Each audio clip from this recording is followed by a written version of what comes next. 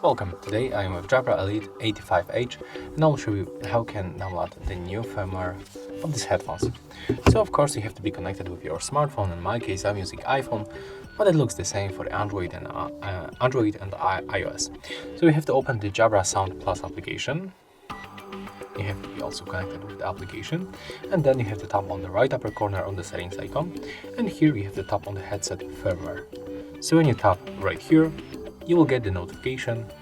In my case, the firmware is up to date, but if it will be available, you will have here the option to tap and download the new one. You have to follow the steps that you get right here in this application. Everything will happen automatically, so we don't have to worry about anything. So that's how you can download and that's how you can check the headset firmware. If you find this video helpful, remember to like, comment and subscribe.